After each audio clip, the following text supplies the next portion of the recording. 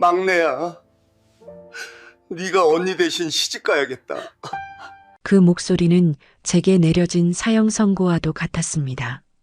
28해를 살아오는 동안 단 한 번도 나 자신을 위해 뜻대로 살아보지 못한 인생이었습니다. 이제는 이름 모를 남자에게 팔려가야 하는 비극적인 신세가 되었습니다. 눈물은 이미 말라버린 지 오래, 그저 싸늘한 공기만이 심장을 죄어오는 듯 했습니다. 그때는 정말 알지 못했습니다. 제가 억지로 껴안아야 했던 이 찢겨진 운명의 반쪽을 그 남자가 쥐고 있었다는 것을 말입니다. 그리고 그와의 만남이 고통스러운 지옥이 아닌 지난 세월의 모든 서러움을 씻어줄 찬란한 구원이 될 줄은 감히 상상조차 하지 못했습니다. 이바구 시작 전에 구독과 좋아요 부탁드리며 끝까지 함께 해주세요. 상견례를 불과 며칠 앞둔 날이었습니다. 원래 그 자리의 주인공은 제가 아닌 하나뿐인 언니 지혜였습니다. 아버지의 사업이 몇 달 전부터 급격히 기울기 시작하면서 한때는 사람들로 북적이던 으리으리한 집안의 공기는 하루가 다르게 스산해졌습니다. 밤마다 아버지의 서재에서는 알아들을 수 없는 고성이 오갔고 어머니는 응접실 소파에 앉아 마른 한숨을 내쉬는 날이 부쩍 많아졌습니다. 그러던 어느 날 저녁 아버지는 온 가족을 불러 모으고는 언니의 결혼 상대가 정해졌다고 일방적으로 통보했습니다. 상대가 누구인지 어떤 사람인지 아무도 제대로 알지 못했지만 아버지는 이 결혼만이 우리 집안을 다시 일으킬 마지막 동아줄이라고 거의 애원하듯 말했습니다. 지혜야, 이 결혼만 성사되면 모든 게 해결돼. 내가 우리 집안의 은인이야. 하지만 언니는 그 남자의 직업이 구두닦기라는 말을 전해 듣고는 경기를 일으키듯 자지러졌습니다. 뭐라고요? 내가 미쳤어요? 이 박지혜가 고작 구두닦기랑 결혼을 하라고요? 아버지, 제정신이세요? 이 동네에 소문나면 저 얼굴도 못 들고 다녀요. 차라리 저보고 나가 죽으라고 하세요. 언니의 절규에 가까운 반항에도 아버지는 꿈쩍도 하지 않았습니다. 오히려 불같이 화를 냈습니다. 죽는 소리 하지 마라. 내가 지금 찬밥 더운 밥 가릴 때야? 내가 시집 안 가면 우리 가족이 다 같이 길바닥에 나앉게 생겼단 말이다. 그깟 직업이 뭐가 중요해. 그렇게 아버지와 언니의 냉전은 며칠간 팽팽하게 이어졌습니다. 그리고 운명의 그날 아침, 언니는 흔적도 없이 사라졌습니다. 언니의 방에는 평소 아끼던 명품 가방 몇 개와 보석함이 텅 비어 있었고, 화장대, 거울에는 붉은 립스틱으로 이런 굴욕은 못 참아. 내 인생은 내 거야. 두 분은 내 걱정 말고 알아서들 잘 사세요라는 글씨가 섬뜩하게 남아있을 뿐이었습니다. 아버지는 그 글씨를 보자마자 이성을 잃고 손바닥으로 거울을 내리쳤습니다. 거울이 요란한 소리를 내며 거미줄처럼 갈라졌습니다. 유리 파편이 바닥으로 우수수 쏟아져 내렸습니다. 이 배은망덕한 것, 지가 뭔데 행복을 찾아 떠나? 이 애비가 만들어준 세상에서 호의호식하던 주제에 당장 잡아와. 당장 잡아오란 말이다. 하지만 언니는 이미 모든 연락을 끊고 잠적한 후였습니다. 아버지의 고함 소리는 이내 절망적인 신음으로 바뀌었습니다. 이 결혼이 무산되면 우리 가족은 정말로 길바닥에 나앉게 될 것이 뻔했습니다. 소파에 힘없이 주저앉은 아버지의 넓은 어깨가 아이처럼 위태롭게 떨렸습니다. 그 순간 절망에 빠져있던 아버지의 시선이 부엌에서 어찌할 바를 모르고 서 있던 제게로 향했습니다. 그것은 마치 벼랑 끝에 선 사람이 마지막으로 발견한 동아줄을 보는 듯한 섬뜩할 정도로 집요한 눈빛이었습니다. 아버지는 비틀거리며 제게 다가왔습니다. 술기운인지 절망 때문인지 그의 몸은 제대로 가누지 못할 정도였습니다. 그는 제 두 어깨를 부서져라 붙잡고 말했습니다. 그것은 제안이 아닌 거부할 수 없는 명령이었습니다. 막내야, 내가 언니 대신 시집 가야겠다. 저는 그 말을 이해할 수 없었습니다. 머릿속이 하얘지고 아무런 생각도 할 수 없었습니다. 언니 대신 제가 그 구두 닦기와 결혼하라니요. 평생을 언니의 화려한 빛에 가려진 그림자로 없는 사람처럼 살아온 제게 이제는 언니가 버리고 간 잿더미 같은 운명까지 떠맡으라는 것이었습니다. 아버지, 그게 무슨 말씀이세요? 제가 어떻게 언니 대신... 제 떨리는 목소리는 아버지의 귀에 닿지 않았습니다. 그는 제 앞에서 체면도 잊은 채 무릎까지 꿇으며 애원했습니다. 지수야, 이 아비가 평생 너한테 잘못했다. 늘 첫째만 위하고 너한테는 무심했던 거 다 안다 그래서 벌 받는 모양이다. 그러니 이번 한 번만 이 못난 아비를 용서하고 우리 집안을 살려다오. 내가 아니면 우린 다 죽는다. 어머니는 옆에서 제 팔을 붙들고 통곡하며 호소했습니다. 지수야, 이 불쌍한 엄마 좀 봐. 내 언니가 저지른 죄값 내가 대신 좀 치러주면 안 되겠니? 엄마가 너한테 평생 속죄하며 살게. 그들의 눈에는 오직 집안의 몰락에 대한 공포와 이기심뿐, 제 인생에 대한 미안함이나 걱정은 먼지 한 톨만큼도 보이지 않았습니다. 저는 말없이 그들의 손을 뿌리치고 텅 빈 언니의 방으로 들어갔습니다. 깨진 거울 조각이 널브러진 화려한 방 안에서 저는 다시 한번 제 초라한 현실을 마주해야 했습니다. 어릴 적부터 제 것은 없었습니다. 모든 것은 언니가 먼저였고 저는 그저 언니가 남긴 것을 물려받는 존재였습니다. 문득 어릴 적 생일날이 떠올랐습니다. 언니와 생일이 같았던 저는 단 한 번도 저만을 위한 생일 케이크를 받아본 적이 없었습니다.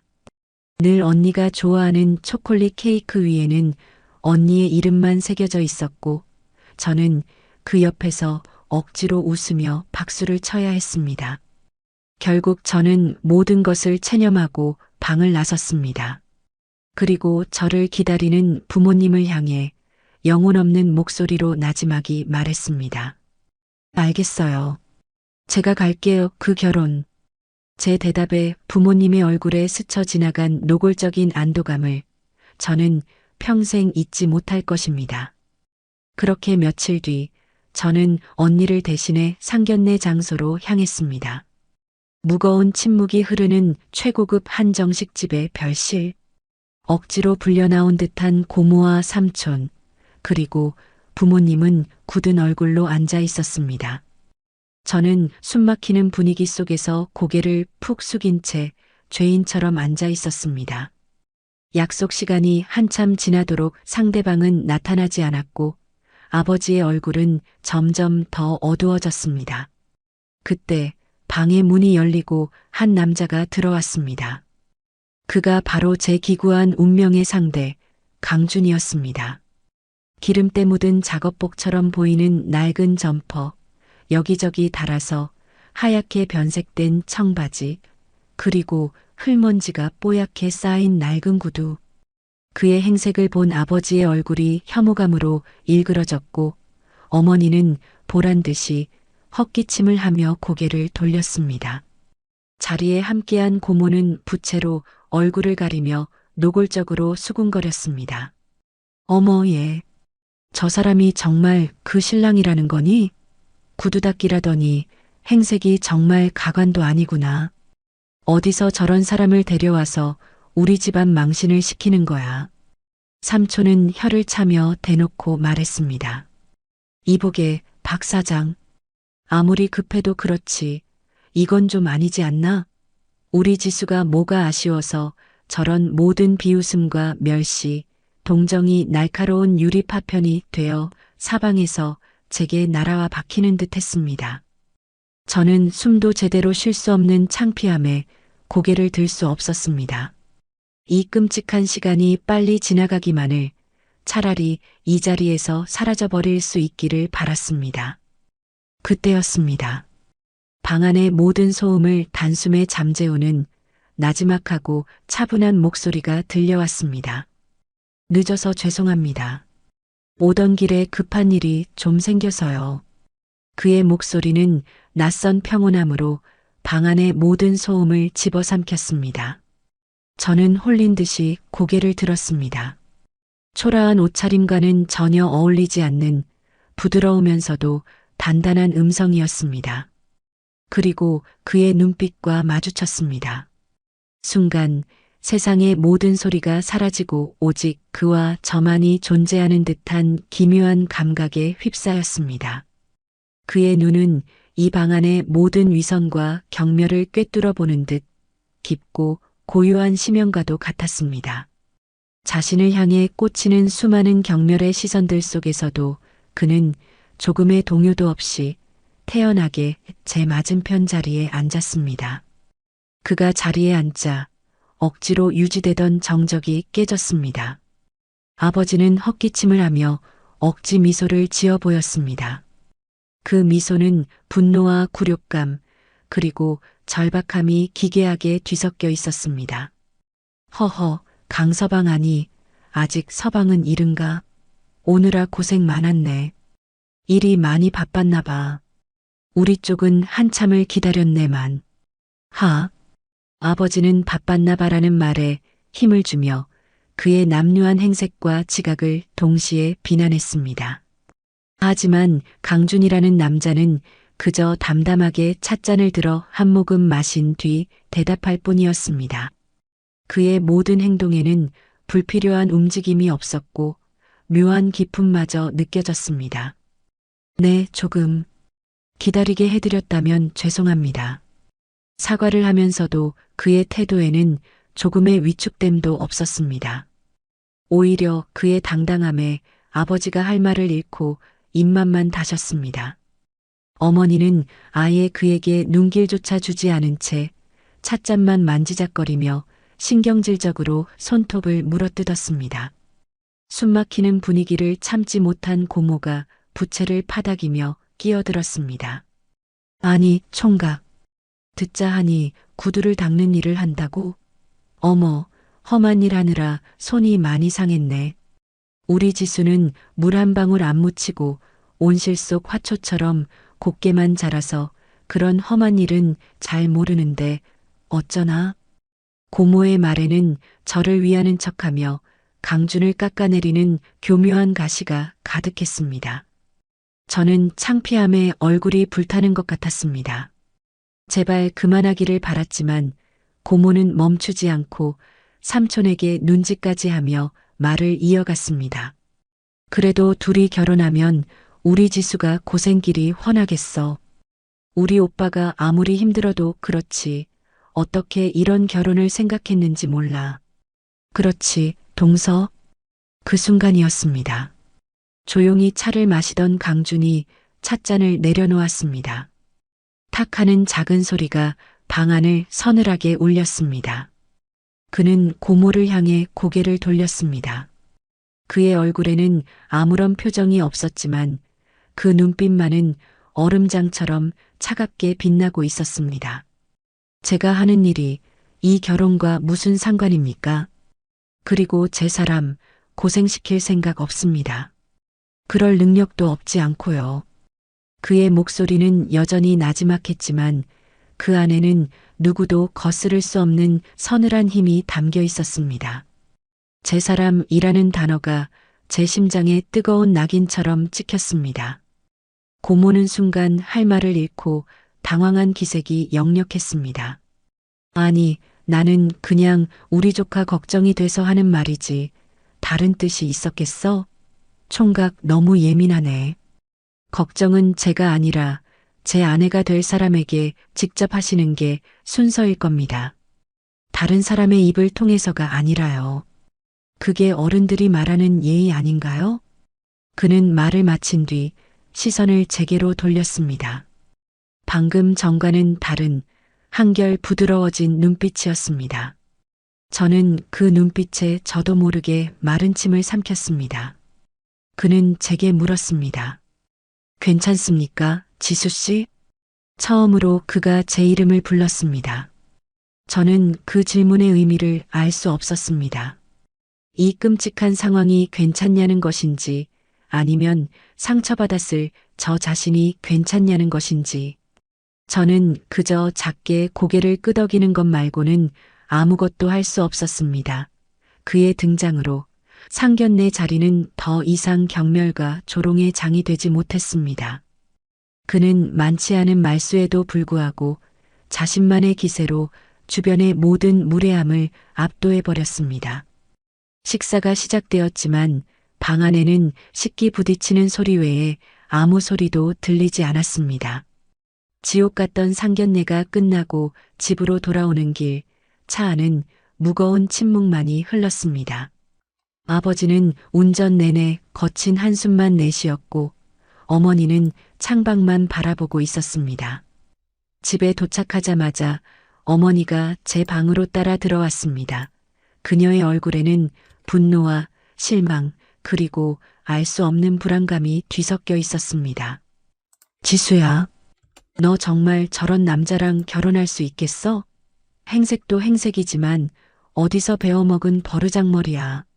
어른들 앞에서 눈을 똑바로 뜨고 말대꾸나 하고 엄마는 정말 억장이 무너진다. 저는 어머니의 그 말에 기가 막혔습니다. 저를 이사지로 몰아넣은 장본인이 이제 와서 제 걱정을 하는 척 위선을 떨고 있었습니다. 어머니가 아버지가 하라고 하셨잖아요. 이제 와서 그런 말씀을 하시면 어떡해요. 제 차가운 대답에 어머니는 잠시 말을 잃었습니다. 그리고는 다시 눈물을 글썽이며 제 손을 잡았습니다. 그래도 막상 보니 정말 아니다 싶어서 그렇지. 저런 무식하고 배운 것 없는 놈 손에 우리 딸 인생을 맡길 생각을 하니 엄마 마음이 찢어진다 정말. 저는 어머니의 손을 조용히 뿌리쳤습니다. 더 이상 그들의 위선에 놀아나고 싶지 않았습니다. 정말 제 걱정을 했다면 애초에 이런 결혼을 강요하지도 않았을 테니까요. 걱정 마세요. 제 인생이잖아요. 어떻게든 되겠죠. 제가 알아서 할게요. 그날 밤 저는 잠을 이룰 수 없었습니다. 강준이라는 남자의 깊은 눈빛이 뇌리에서 떠나지 않았습니다. 초라한 행색 뒤에 감춰진 그의 알 수 없는 당당함, 그리고 저를 향했던 그 짧은 질문. 괜찮습니까, 지수 씨? 그는 대체 어떤 사람일까? 그와의 만남은 제게 불행일까? 아니면 또 다른 무언가의 시작일까? 그렇게 저는 수많은 의문과 불안 속에서 뜬 눈으로 밤을 지새웠습니다. 그리고 문득 어릴 적 비 오는 날 길가에 쓰러진 할머니를 도와드렸던 기억이 스쳐 지나갔습니다. 그때 할머니의 손수레에서 쏟아진 낡은 구두 상자들을 흙탕물 속에서 함께 주워 담아드렸는데 그 할머니 옆에서 저보다 어려 보이는 한 소년이 말없이 저를 지켜보고 있었습니다. 옷은 비에 젖고 얼굴은 흙투성이었지만 그 소년의 눈빛만큼은 유난히 맑고 깊었습니다. 왜 갑자기 그 기억이, 그 소년의 얼굴이 떠올랐는지 저는 알 수 없었습니다. 결혼 날짜가 정해졌습니다. 그 끔찍했던 상견례가 끝나기가 무섭게 아버지는 일사천리로 모든 것을 진행시켰습니다. 마치 제가 마음이라도 바꿀까 두렵다는 듯이 단 며칠 만에 예식장과 신혼집 계약까지 끝내버렸습니다. 집안은 다시 겉으로만 분주해졌지만 그 누구도 저를 진정한 신부로 대하지 않았습니다. 저는 그저 언니의 빈자리를 채우는 대역, 집안의 위기를 막기 위한 희생양일 뿐이었습니다. 어머니는 저를 데리고 언니가 계약해 두었던 최고급 웨딩드레스 숍으로 향했습니다. 원래 내 언니가 입으려고 했던 드레스다. 내 언니가 얼마나 안목이 높은지 이 숍에서 가장 비싸고 화려한 걸로 골라놨더구나. 다행히 너희 둘이 체격이 비슷해서 별다른 수선 없이도 맞겠구나. 어머니는 안도의 한숨을 내쉬며 말했습니다. 그녀의 눈에는 제게 어울리는 드레스를 고르는 설렘이나 기쁨이 아닌 그저 번거로운 일을 하나 줄였다는 안도감만이 가득했습니다. 저는 직원들의 도움을 받아 거대한 거울 앞에 서서 언니가 입었어야 할 드레스를 입은 제 모습을 멍하니 바라보았습니다. 수백 개의 다이아몬드가 박힌 화려한 드레스는 제 것이 아닌 것처럼 어색했고 거울 속에 저는 금방이라도 울음을 터뜨릴 것 같은 낯선 얼굴을 하고 있었습니다. 문득 어릴 적 기억이 파도처럼 밀려왔습니다. 초등학교 학예회 날 저는 태어나서 처음으로 주인공인 공주 역할에 뽑혔습니다. 난생 처음 받아보는 스포트라이트에 들떠서 저는 닳고 닳도록 대본을 읽으며 매일 밤 대사를 외우고 또 외웠습니다. 하지만 학예회 전날 늘 주인공은 자기 차지여야만 직성이 풀렸던 언니는 공주 드레스가 입고 싶다며 바닥에 주저앉아 울며 떼를 썼습니다. 결국 어머니는 제게 와서 말했습니다. 지수야, 넌 동생이니까 착하니까 언니한테 양보할 수 있지? 언니가 저렇게 갖고 싶어 하는데 어떡하니? 저는 결국 주인공 자리를 언니에게 내주고 무대 구석에서 배경처럼 서 있는 이름 없는 나무 일 역할을 맡아야 했습니다. 화려한 조명을 받으며 행복하게 웃고 있는 언니와 어둡고 차가운 무대 구석에서 홀로 그 모습을 지켜봐야 했던 제 모습. 지금 이 순간 거울 앞에 서 있는 제 모습이 그때와 조금도 다르지 않다는 생각에 심장이 시리도록 아파왔습니다. 결혼 준비는 그렇게 철저히 저의 의사와는 상관없이 오직 부모님의 계획에 따라 진행되었습니다. 강준이라는 남자와는 그 후로 단 한 번도 마주치지 못했습니다. 그는 약혼자에게 흔한 연락 한 통 없었고 저희 집에서도 아무도 그의 안부를 궁금해하지 않았습니다. 마치 그는 존재하지 않는 유령 신랑 같았습니다. 저는 매일 밤 악몽에 시달렸습니다. 이름 모를 남자에게 팔려가 어두운 방에 갇혀 평생을 불행하게 사는 꿈 가족들에게 버림받고 낯선 곳에서 홀로 남겨지는 꿈. 잠에서 깨면 온몸이 식은땀으로 젖어 있곤 했습니다. 결혼식을 이틀 앞둔 늦은 밤이었습니다. 타는 듯한 갈증과 불안한 마음에 잠을 이루지 못하고 물을 마시기 위해 거실로 나왔을 때 저는 믿을 수 없는 광경을 목격했습니다. 어두운 거실 소파에 강준이 그림자처럼 앉아 있었습니다. 그는 상견례 때와 같은 허름한 옷차림으로 어둠 속에 홀로 앉아 무언가를 깊이 생각하는 듯 보였습니다. 제가 나온 것을 눈치챘는지 그가 천천히 고개를 들었습니다. 달빛이 거실 창으로 희미하게 쏟아져 들어왔고 어둠 속에서도 그의 눈빛은 유난히 깊고 선명하게 빛났습니다. 잠이 안 오십니까? 그의 목소리에 저는 심장이 쿵 내려앉아 바닥까지 떨어지는 것 같았습니다. 저는 아무 대답도 하지 못하고 그의 발치에 놓인 낡고 해진 구두를 보았습니다. 여기저기 닳고 찢어져 밑창이 금방이라도 벌어질 것 같은 낡은 구두. 그 구두가 마치 그의 고단하고 외로운 삶을 대변하는 것 같아 저도 모르게 마음 한구석이 욱신거리며 아려왔습니다. 저 역시 그와 다르지 않은 가족들에게 버림받은 외로운 처지라는 동질감 때문이었을까요? 저는 말없이 제 방으로 들어가 아버지의 구두 상자에서 가장 좋은 가죽 보호제와 부드러운 융, 그리고 구두약을 꺼내 들었습니다. 그리고 그의 앞에 쪼그리고 앉아 그의 낡은 구두를 닦기 시작했습니다. 그는 아무 말 없이 저를 내려다보았습니다. 그의 무거운 시선이 제 정수리에 박히는 듯 했지만 저는 아무 말 없이 구두만 닦았습니다. 마른 천으로 흙먼지를 털어내고 갈라진 가죽에 영양크림을 정성껏 바르고 구두약을 묻혀 여러 번 문지르며 광을 냈습니다. 그것은 제 서러운 처지에 대한 소리 없는 한탄이자 저와 같은 상처를 가졌을지도 모를 그에 대한 작은 연민의 표현이었습니다. 한참 동안 구두를 닫고 고개를 들었을 때 저는 놀라지 않을 수 없었습니다. 달빛에 비친 그의 눈가가 붉게 젖어 있었습니다. 그는 세상을 다 잃은 듯 혹은 세상을 다 얻은 듯 알 수 없는 표정으로 흔들리는 눈빛으로 저를 바라보며 아주 작은 목소리로 말했습니다. 고맙습니다. 그 한마디에 제 안에서 억지로 둑을 쌓아막고 있던 모든 감정이 한꺼번에 터져 나오는 것을 느꼈습니다. 결국 저는 그의 앞에서 어린아이처럼 소리내어 울고 말았습니다. 지난 세월의 서러움과 억울함, 미래에 대한 불안감, 그리고 제 행동을 알아준 그에 대한 알 수 없는 위로가 뒤섞인 눈물이었습니다.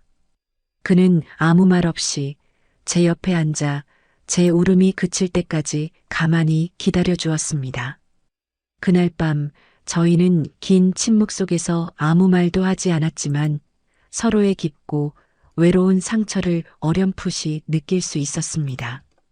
그리고 저는 처음으로 이 끔찍한 결혼이 마냥 불행하지만은 아닐 수도 있겠다는 아주 작은 희망의 불씨를 품게 되었습니다. 그의 붉게 젖은 눈가와 나지막한 목소리는 밤새도록 제 머릿속을 떠나지 않았습니다. 그날 밤 저는 처음으로 악몽을 꾸지 않았습니다. 대신 낯선 위로와 알 수 없는 설렘이 뒤섞인 꿈을 꾸었습니다. 꿈속에서 저는 그와 함께 끝없이 펼쳐진 하얀 눈밭을 걷고 있었습니다. 다음 날 아침 부엌으로 내려갔을 때 식탁 위에는 작은 쇼핑백 하나가 놓여 있었습니다. 그 안에는 제 발에 꼭 맞는 아담한 사이즈의 새하얀 운동화 한 켤레와 작은 쪽지가 들어 있었습니다. 좋은 신발은 좋은 곳으로 데려다 준다고 들었습니다. 지수 씨가 앞으로 걷게 될 길이 부디 좋은 길이기를 바랍니다. 저는 쪽지를 든 채 한참을 그 자리에 서 있었습니다. 강준. 그의 이름 세 글자가 제 심장에 뜨거운 낙인처럼 새겨지는 듯 했습니다. 난생 처음 받아보는 오직 저만을 위한 선물이었습니다. 언제나 언니가 쓰던 헛 물건만을 물려받던 제게 이 세상에 처음 나온 새하얀 운동화는 그 어떤 보석보다 값지고 소중하게 느껴졌습니다. 저는 운동화를 품에 꼭 껴안았습니다. 그의 투박하지만 따뜻한 진심이 느껴져 저도 모르게 입가에 작은 미소가 피어났습니다.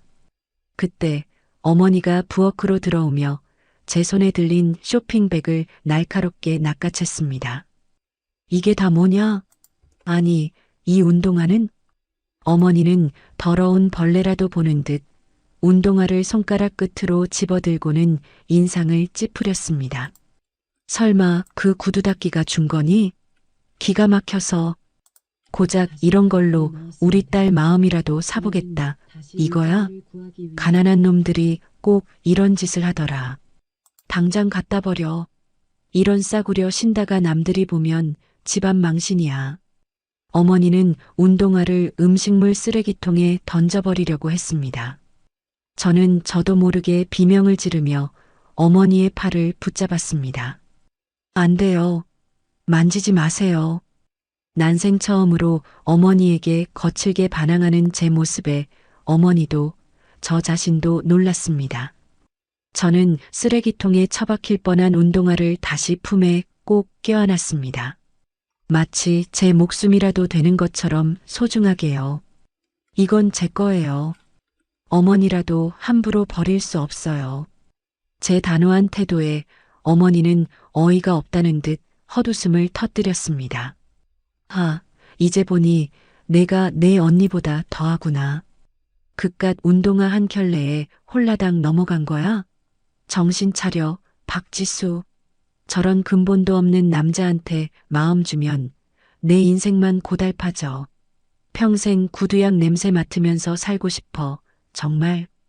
어머니는 경멸 어린 시선으로 저를 쏘아붙이고는 부엌을 나가버렸습니다. 저는 그 자리에 주저앉아 더러워질 뻔한 운동화를 옷소매로 닦고 또 닦았습니다. 싸구려일지언정 제게는 세상 어떤 명품보다 더 소중한 제 인생의 첫 번째 선물이었습니다. 그날 이후 저는 그에게서 받은 운동화를 몰래 방에 숨겨두고 매일 밤 잠들기 전 꺼내보곤 했습니다. 그것은 어둡고 긴 터널 같은 제 삶을 비추는 아주 작은 등불과도 같았습니다. 결혼식 날이 하루 앞으로 다가왔습니다. 집안은 여전히 얼음장처럼 냉랭했고 결혼을 축하하는 분위기는 어디에서도 찾아볼 수 없었습니다. 저는 제 방에 홀로 앉아 멍하니 창밖을 바라보고 있었습니다. 내일이면 제 인생이 송두리째 바뀐다는 사실이 믿기지 않았습니다. 그때 익숙한 스포츠카 한 대가 요란한 배기음을 내며 집 앞에 멈춰 섰습니다. 차에서 내린 사람은 다름 아닌 며칠 전 야반도주했던 언니 지혜였습니다. 그녀는 이전보다 더 화려하고 값비싼 명품으로 온몸을 치장한 채 당당하게 집 안으로 들어왔습니다. 언니의 등장에 아버지와 어머니는 버선발로 뛰쳐나갔습니다. 이 천하의 몹쓸 것, 내가 여길 어디라고 다시 기어들어와? 아버지의 고함에도 언니는 눈 하나 깜짝하지 않았습니다. 오히려 비웃음 섞인 표정으로 집안을 쓱 둘러보았습니다. 아빠, 목소리 좀 낮추시죠. 듣던 대로 집안 꼴이 말이 아니네요. 그래서 저 대신 지수를 팔아넘기기로 하셨다면서요? 그 구두닦이한테? 언니의 뻔뻔하고 악독한 태도에 저는 할 말을 잃었습니다. 그녀는 마치 개선장군처럼 저를 위아래로 훑어보며 비아냥거렸습니다. 지수야, 너 정말 그 구두닦이랑 결혼할 생각이니? 하긴 내 주제에 어울리긴 한다. 그래도 너무 비참하지 않니? 평생 남의 구두나 닦는 남자 옆에서. 저는 온몸의 피가 차갑게 식는 것을 느끼며 주먹을 꽉 쥐었습니다. 더 이상 언니의 조롱을 참고 싶지 않았습니다. 언니가 벌인 결혼이잖아. 언니가 벌인 사람이야. 이제 와서 무슨 상관인데. 제 대답에 언니의 눈이 독사처럼 가늘어졌습니다. 그녀는 제게 가까이 다가와 저만 들릴 정도의 작은 목소리로 속삭였습니다. 그 남자, 내 생각처럼 평범한 구두닦이가 아닐지도 몰라. 내가 좀 알아봤는데 꽤 재미있는 사실을 알아냈거든. 그 남자 M그룹 회장하고 보통 사이가 아니더라. 그러니 넌 빠져. 이 멍청한 거사. 그 자리는 원래 내 거였으니까 내가 다시 찾아와야지. 언니의 아기에 찬 속삭임은 차가운 독처럼 제 귓가에 그리고 심장으로 서서히 퍼져나갔습니다. 저는 그 자리에 얼어붙은 채 아무 말도 할 수 없었습니다. M그룹 회장 도대체 무슨 소리란 말인가. 상견례 자리에서마저 남루했던 그의 옷차림과 그의 정체를 암시하는 듯한 언니의 탐욕스러운 눈빛이 머릿속에서 어지럽게 뒤섞였습니다. 강준, 그가 대체 누구이길래? 언니는 제 불안하고 혼란스러운 얼굴을 보며 만족스러운 미소를 지었습니다. 그리고는 언제 그랬냐는 듯 순식간에 가면을 바꿔 쓰고 눈물을 글썽이며 아버지에게 매달렸습니다. 아빠, 엄마, 제가 다 잘못했어요. 제가 정말 철없는 생각에 잠깐 미쳤었나 봐요. 그 남자가 너무 보고 싶어서 제 감정만 생각했어요. 하지만 나와서 혼자 살아보니 역시 가족밖에 없더라고요. 아빠 회사 힘든 것도 다 알면서 제가 너무 이기적이었어요. 제가 다 책임질게요. 원래 제 결혼이었으니 제가 그 남자랑 결혼할게요. 우리 착한 지수한테 이런 무거운 짐을 지게 할 순 없잖아요. 언니의 가증스러운 연기에 아버지는 또다시 속절없이 흔들리기 시작했습니다. 언제나 그랬듯 아버지는 유독 큰딸인 언니의 눈물에 한없이 약했습니다. 지혜야, 내가 정말 정신을 차린 것이냐? 그렇게 펄펄 뛰더니, 네, 아빠. 제가 정말 경솔했어요. 지수야, 정말 미안하다. 언니가 잠시 이성을 잃어서 우리 동생 고생시킬 뻔했네. 그러니 이제 그만 올래 자리로 돌아와. 넌 이런 짐을 질 아이가 아니잖니. 이 결혼은 언니가 알아서 할게. 언니는 제 어깨를 다정하게 두드리며 위하는 척 말했지만 그 눈빛은 내 주제에 감히 내 자리를 넘봐? 라고 차갑게 말하고 있었습니다. 저는 또다시 가족들에게 철저히 외면당하고 투명 인간이 되었습니다. 아무도 제게 의견을 묻지 않았습니다. 그들에게 저는 언제나 필요에 따라 쓰고 버릴 수 있는 부품에 불과했습니다. 그날 밤 저는 방에 틀어박혀 강준이 선물해준 하얀 운동화를 꺼내보았습니다. 그의 진심이 담긴 운동화와 그의 정체에 대한 비밀을 암시하는 언니의 독설 사이에서 제 마음은 갈피를 잡지 못하고 폭풍우 속의 돛담배처럼 흔들렸습니다. 결혼식 당일 아침이 밝았습니다. 저는 밤새 한숨도 자지 못했습니다. 결국 제가 신부 대기실에 앉게 될지 아니면 언니에게 모든 것을 빼앗기고 하객석 가장 어두운 구석에서 그들의 결혼을 지켜봐야 할지 알 수 없었습니다. 결국 어머니는 저와 언니를 모두 데리고 예식장으로 향했습니다. 마치 마지막 순간에 신랑에게 선택을 맡기겠다는 잔인한 처사였습니다. 신부 대기실의 거울 앞에는 똑같은 웨딩드레스를 입은 두 명의 신부가 서 있었습니다. 그 기괴하고 잔혹한 풍경에 저는 헛웃음조차 나오지 않았습니다. 그때 요란한 소리와 함께 신부 대기실 문이 열리고 들어온 것은 언니였습니다. 언니는 제가 입고 있던 웨딩드레스와 똑같은 디자인의, 아니, 어쩌면 더 화려해 보이는 드레스를 입고 있었습니다. 뭐 하는 거야, 지금? 내가 왜 여기 앉아 있어? 그 드레스, 당장 벗지 못해. 오늘은 내가 주인공이라고 몇 번을 말해. 언니는 제 머리에 꽂힌 티아라를 거칠게 빼앗아 자신의 머리에 썼습니다. 그 순간 대기실 문이 다시 열리고 강준이 들어왔습니다. 그는 상견례 때와는 전혀 다른 한눈에 봐도 최고급 원단으로 만들어진 턱시도를 완벽하게 차려입고 있었습니다. 그의 모습에 언니의 얼굴이 환하게 피어났고 탐욕스러운 미소가 입가에 번졌습니다. 어머, 강준 씨, 드디어 오셨군요. 제가 바로 오늘 강준 씨의 진짜 신부가 될 박지혜예요. 그동안 제 철없는 동생 때문에 오해가 많았죠? 제가 다 설명해 드릴게요.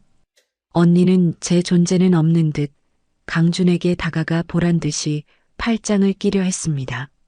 하지만 강준은 벌레라도 닿은 듯 차갑게 언니의 손을 피하며 저를 향해 성큼성큼 걸어왔습니다. 그의 시선은 처음부터 끝까지 오직 저에게만 고정되어 있었습니다. 괜찮습니까, 지수 씨? 그는 또다시 제게 물었습니다. 그의 흔들림 없는 깊은 눈빛을 보자 제 마음속을 휘젓던 모든 불안과 혼란이 거짓말처럼 눈 녹듯 사라지는 것을 느꼈습니다. 저는 처음으로 제 자신의 의지로, 제 목소리로 그에게 대답했습니다. 네, 괜찮아요. 이젠 정말 괜찮아요. 강준은 제 대답을 듣고는 아주 희미하게, 하지만 분명하게 미소를 지었습니다. 그리고는 경악과 분노로 얼굴이 일그러진 언니를 향해 얼음장처럼 차갑게 말했습니다. 저는 처음부터 제 신부가 누구인지 정확히 알고 있었습니다. 제 신부는 흙탕물이 묻은 낡은 구두를 자신의 옷이 더러워지는 것도 모른 채 닦아줄 줄 아는 따뜻한 마음을 가진 사람입니다. 당신처럼 사람의 겉모습과 조건만 보고 판단하는 천박한 사람이 아니라요. 그의 말에 언니의 얼굴이 새하얗게 질리다 못해 잿빛으로 변했습니다. 강준은 더 이상 언니에게 눈길도 주지 않고 제게 손을 내밀었습니다. 가시죠. 우리의 결혼식장으로. 더 이상 이런 가짜는 연극에 시간 낭비할 필요 없으니까요. 저는 떨리는 손으로 그의 손을 잡았습니다. 상견례 때보다 더 단단하고 지난밤의 위로처럼 따뜻한 그의 손이었습니다. 제가 그의 손을 잡는 순간 신부 대기실의 모든 공기가 얼어붙었습니다.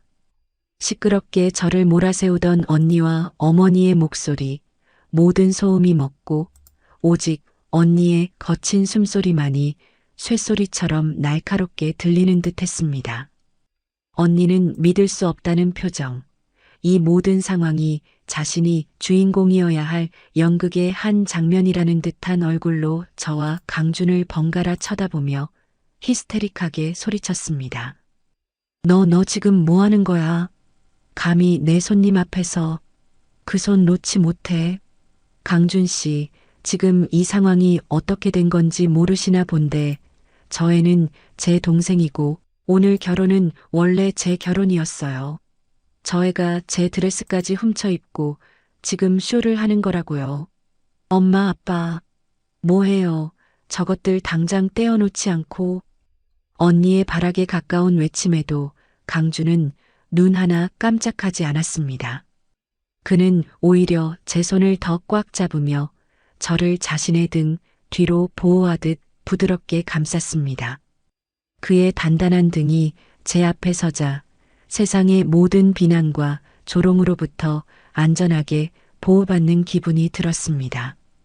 평생을 언니의 그늘에 가려 바람막이 하나 없이 온몸으로 비바람을 맞으며 살아왔는데 처음으로 누군가가 저를 지켜주고 있다는 사실에 눈물이 핑 돌았습니다. 그는 어른보다 더 싸늘한 목소리로 경멸이 가득 담긴 눈빛으로 언니에게 말했습니다.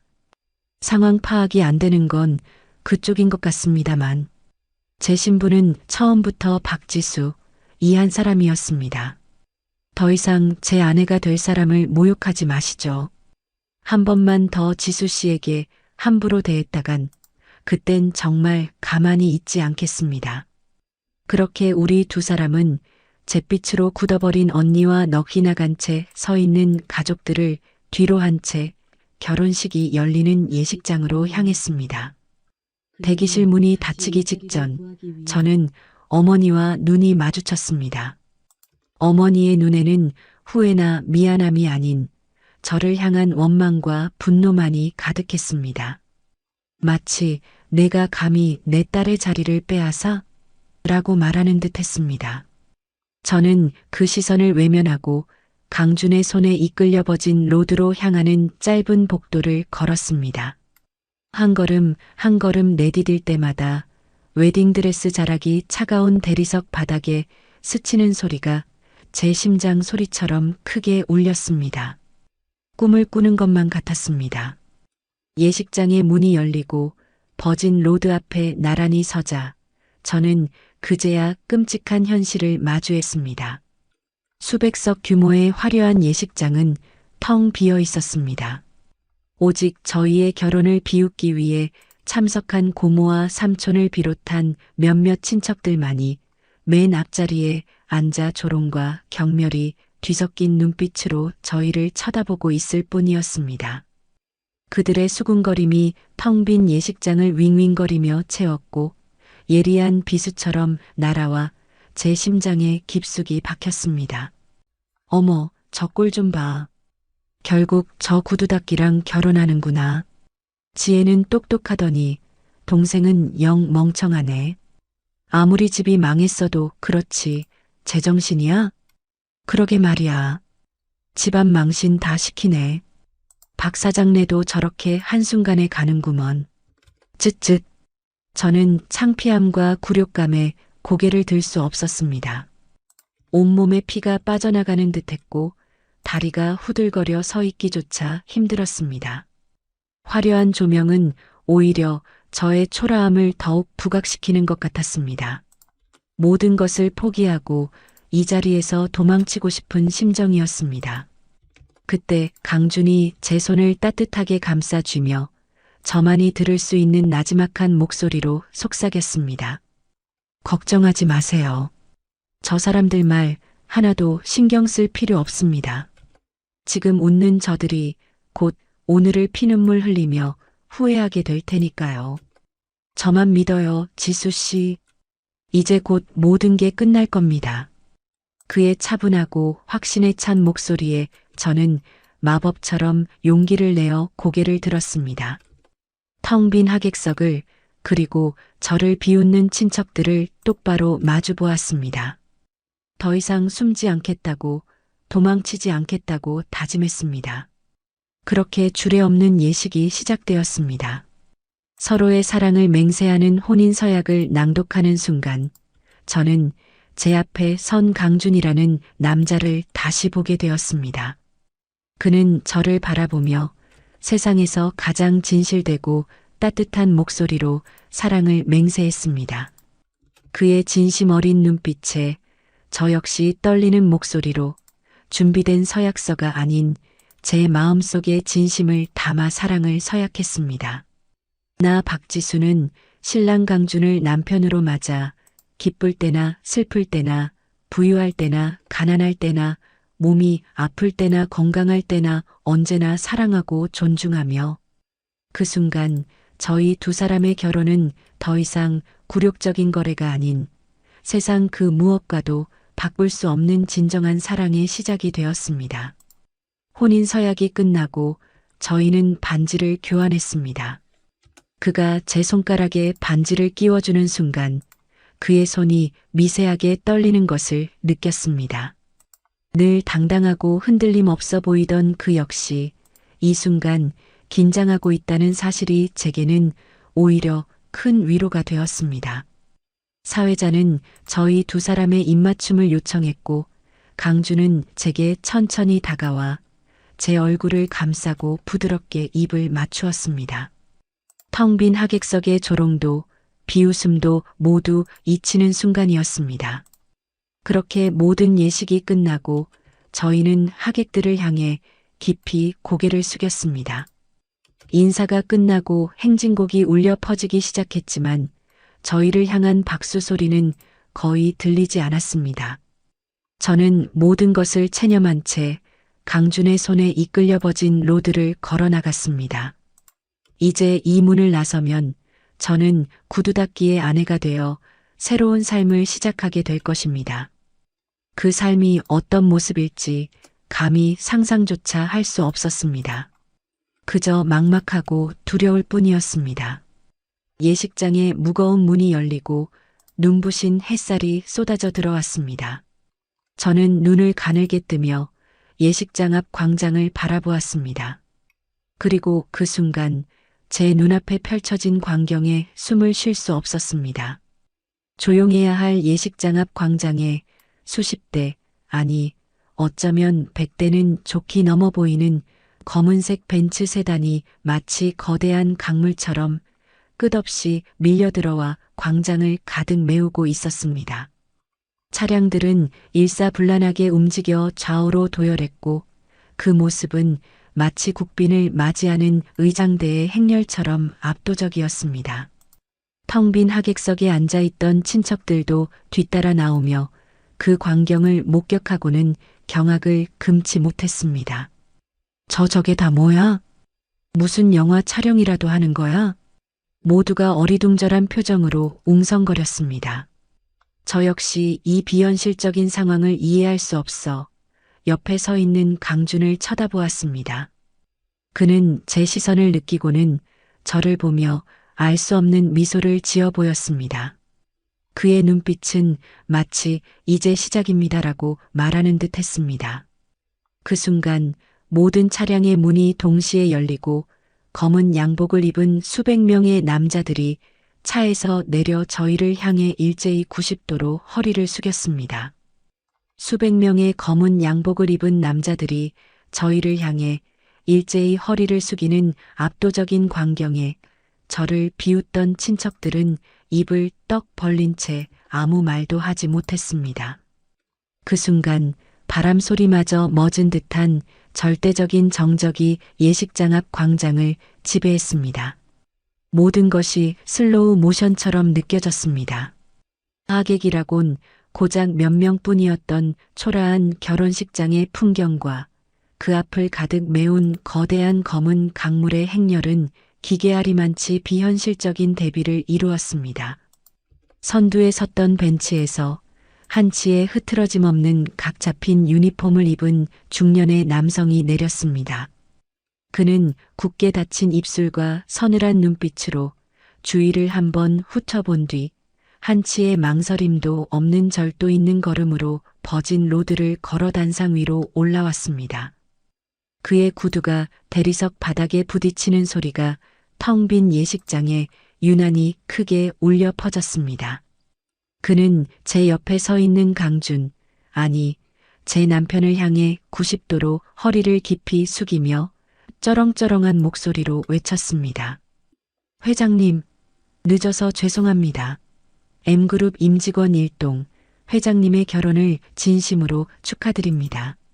회장님이라는 단어가 텅 빈 예식장을 가득 메우고 사방으로 흩어져 제 고막을 때렸습니다. 저는 제 귀를 의심하지 않을 수 없었습니다. 방금 저 사람이 제 남편을 회장님이라고 부른 것인가? 대한민국 재계 1위 M그룹의 회장님? 말도 안 되는 일이었습니다. 상견례 날의 남루한 옷차림, 지난밤 제가 닦아주었던 낡고해진 구두, 그 모든 것이 주마등처럼 스쳐 지나갔습니다. 머릿속이 하얘지면서도 동시에 모든 퍼즐 조각이 맞춰지는 기묘한 감각에 휩싸였습니다. 왜 그토록 자신을 향한 멸시와 조롱 속에서도 조금의 동요도 없었는지, 왜 초라한 행색과 어울리지 않는 기품을 지니고 있었는지, 그리고 왜 그토록 제게 괜찮냐고 물었는지, 모든 것이 하나의 그림으로 맞춰지고 있었습니다. 그 순간 예식장 뒤편에서 요란한 소리와 함께 휠체어를 탄 한 노인이 나타났습니다. 수많은 드라마와 뉴스에서 보았던 M그룹의 창업주이자 살아있는 전설, 강 회장이었습니다. 그의 등장은 이 비현실적인 상황에 쐐기를 박는 듯 했습니다. 그의 등장에 방금 전까지 우레와 같은 목소리로 외치던 M그룹의 임직원들이 다시 한번 소리 없이 파도처럼 허리를 숙였습니다. 상황을 파악하지 못하고 어리둥절해 있는 저와는 달리 저를 비웃던 친척들의 얼굴은 이미 사색이 되어 있었습니다. 고모는 마시던 물을 그대로 바닥에 쏟았고 삼촌의 턱은 바닥에 닿을 듯 벌어져 다칠 줄을 몰랐습니다. 강 회장은 수행원들의 도움을 받아 단상으로 올라와 제 앞에 멈춰 섰습니다. 그리고 세월의 깊이가 느껴지는 인자한 미소로 저를 바라보았습니다. 그의 눈빛은 모든 것을 꿰뚫어 보는 듯 깊고 따뜻했습니다. 내가 바로 내 며느리 박지수 양이냐? 화면으로만 보다가 실제로 보니 훨씬 더 곱구나. 내 하나뿐인 아들 준이를 선택해줘서 정말 고맙다. 내 아들 준이. 강 회장의 말은 제 심장에 박힌 마지막 퍼즐 조각과도 같았습니다. 제가 결혼한 남편 가난한 구두닦이라고 믿었던 강준이 바로 M그룹의 유일한 후계자라는 사실이 온 세상에 공표되는 순간이었습니다. 그의 모든 행동이 그제야 완벽하게 이해가 되기 시작했습니다. 이것은 모두 사람의 겉모습이 아닌 진심을 보기 위한 그의 시험이었던 것입니다. 그리고 저는 그 시험을 통과한 유일한 사람이었습니다. 모든 상황이 역전되었습니다. 저를 비웃던 친척들은 이제 경악과 충격 그리고 비굴함이 뒤섞인 기괴한 표정으로 저희를 바라보고 있었습니다. 그들의 얼굴은 하얗게 질리다 못해 푸른 빛마저 돌았습니다. 그때 예식장 뒤편에서 이 모든 상황을 망연자실하게 지켜보던 언니 지혜가 악에 받친 비명을 지르며 달려왔습니다. 곱게 치장한 드레스와 머리는 이미 다 헝클어져 있었습니다. 거짓말, 다 거짓말이야. 회장님 속으시면 안 돼요. 원래 강준 씨의 신부는 저 박지혜였어요. 저 애가 제 자리를 빼앗은 거라고요. 저 천한 것이 회장님 아들을 꼬신 거라고요. 언니는 강 회장의 휠체어를 붙잡고 애원했지만 강 회장은 싸늘하고 냉정한 눈빛으로 그녀를 내려다볼 뿐이었습니다. 그의 눈빛에서는 조금의 동정심도 찾아볼 수 없었습니다. 내가 사람 보는 눈이 없는 늙은이인 줄 아나. 내가 어떤 아이인지 나는 이미 다 알고 있다. 내가 내 아들을 어떻게 멸시하고 버렸는지, 그리고 오늘 이 순간까지 어떤 추악한 짓을 벌였는지도. 내 아들의 짝으로는 너처럼 속이 시커먼 속물은 절대 어울리지 않아. 여봐라, 저 여자를 당장 끌어내. 강 회장의 서리빨 같은 명령에 양옆에 도열해 있던 검은 양복의 남자들이 달려와 언니의 양팔을 붙잡아 끌어냈습니다. 언니는 발버둥 치며 악을 썼지만 그 모습은 그저 처량하고 비참할 뿐이었습니다. 이거 나 박지혜야. 너희들 내가 누군지 몰라. 강준 씨, 나 좀 봐줘요. 내가 진짜 사랑했다고요. 그렇게 저의 굴욕적인 결혼식은 가장 통쾌한 복수극의 서막을 올리며 마무리되었습니다. 강준은 이 모든 소동 속에서도 오직 저만을 바라보며 세상 가장 따뜻한 미소를 지어주었습니다. 이제 진짜 우리 집으로 갑시다. 나의 소중한 아내. 저는 그의 손을 잡고 저를 위해 준비된 수십 대의 벤츠 중 가장 선두에 있는 세상에서 가장 빛나는 차에 올랐습니다. 부드럽게 닫히는 차문은 마치 과거와 현재를 가르는 거대한 단두대처럼 느껴졌습니다. 차에 오르기 직전 저는 경악과 후회로 일그러진 아버지와 어머니의 얼굴을 보았습니다. 그들은 자신들이 하찮게 버린 막내딸이 감히 상상도 못할 M그룹의 며느리가 되었다는 사실을 믿을 수 없다는 표정이었습니다. 저는 그들을 향해 아주 희미하게 하지만 제 인생에서 가장 당당한 미소를 지어 보였습니다. 그것은 제 인생의 첫 번째 통쾌한 복수의 시작이었습니다. 차문이 닫히자 바깥 세상의 모든 소음이 거짓말처럼 차단되었습니다. 최고급 가죽 시트의 감촉과 은은한 향기가 저를 감쌌고 저는 지금껏 느껴보지 못한 안락함에 잠시 멍해졌습니다. 차는 소리 없이 미끄러지듯 예식장을 빠져나갔고 그 뒤를 수십 대의 벤츠가 질서정연하게 따랐습니다. 저는 차창 밖으로 점점 멀어지는 예식장을 그리고 그 앞에 초라하게 서 있는 제 가족들의 모습을 말없이 바라보았습니다. 이제 정말 끝이었습니다. 그리고 새로운 시작이었습니다. 힘들었죠? 이제 다 끝났습니다. 제 옆에 앉아있던 강준이 제 손을 따뜻하게 감싸며 말했습니다. 그의 목소리는 모든 것을 알고 있다는 듯 깊고 부드러웠습니다. 저는 그제야 참고 참았던 숨을 길게 내쉬며 그의 얼굴을 마주 보았습니다.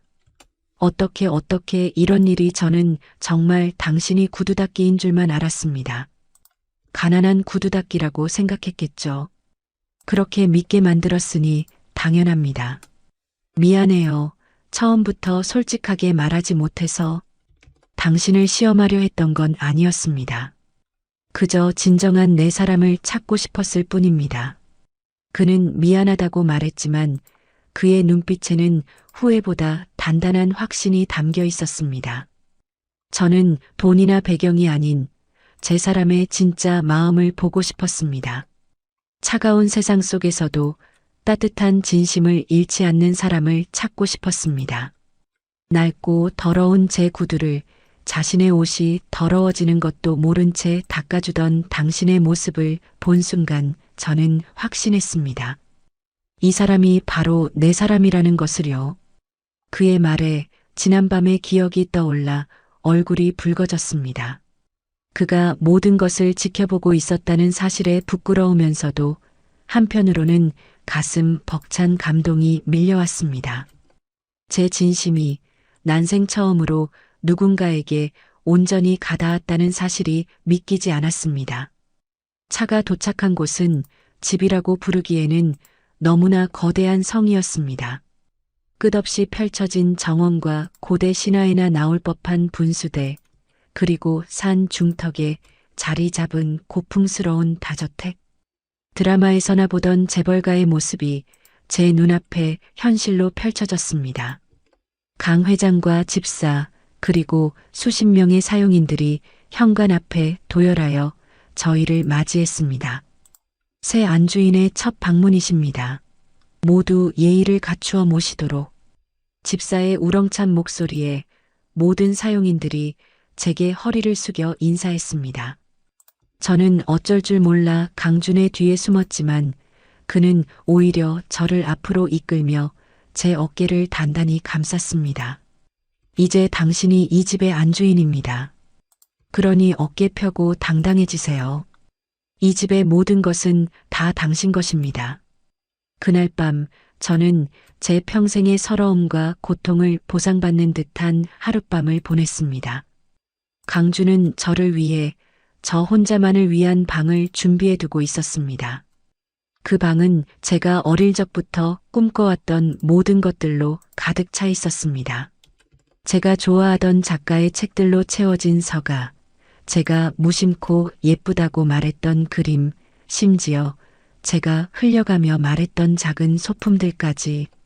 그가 얼마나 오랫동안 저를 지켜보고 제 말 한마디 한마디에 귀 기울여 왔는지 알 수 있었습니다.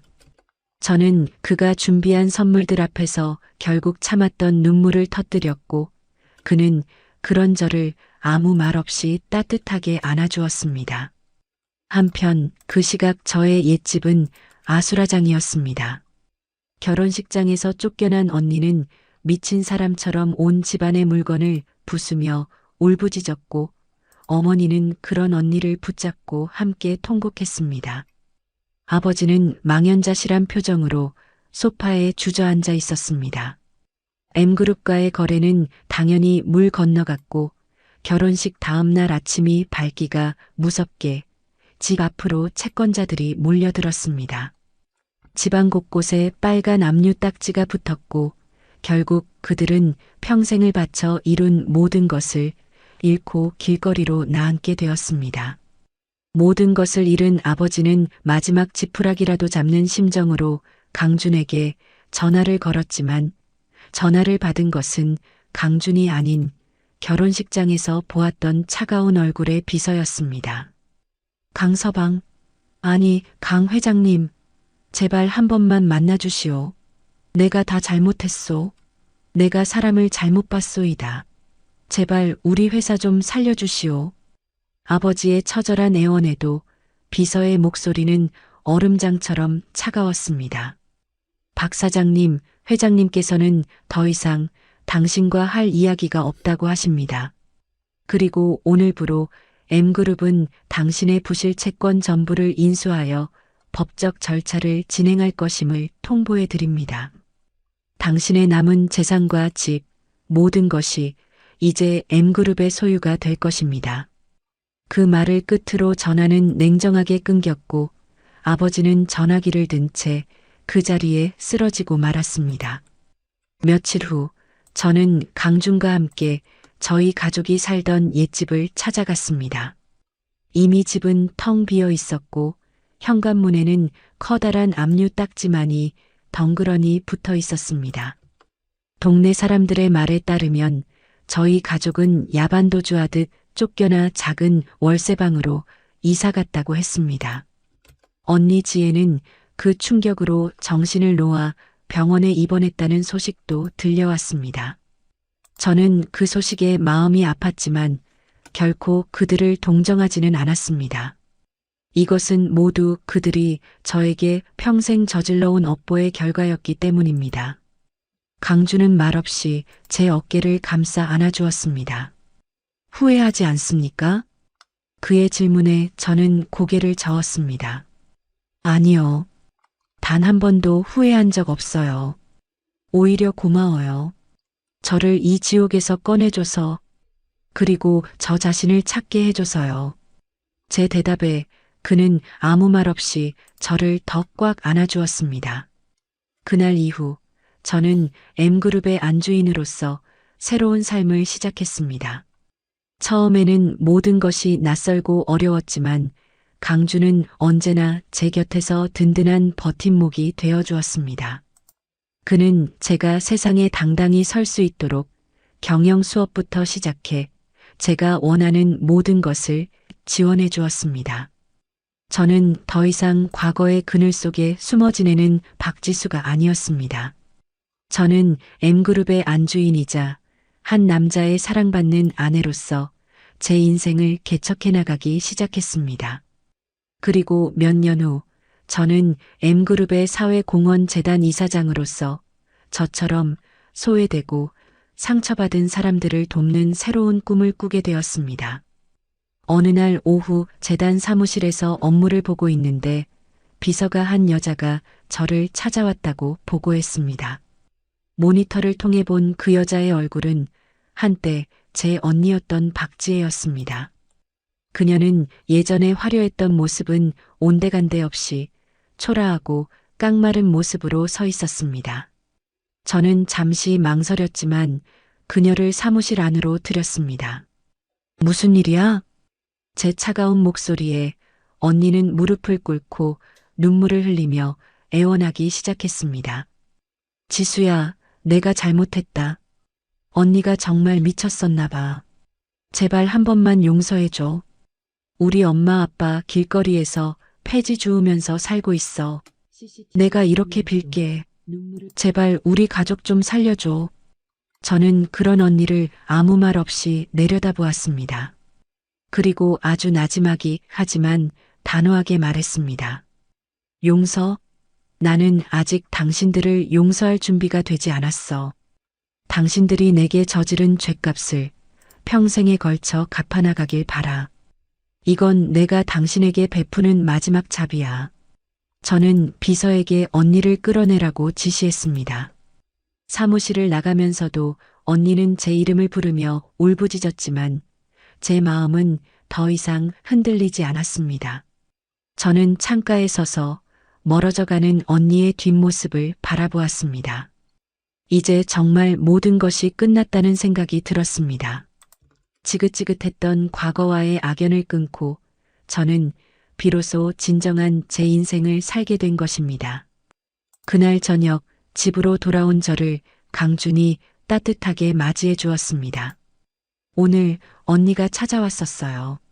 알고 있습니다. 괜찮아요?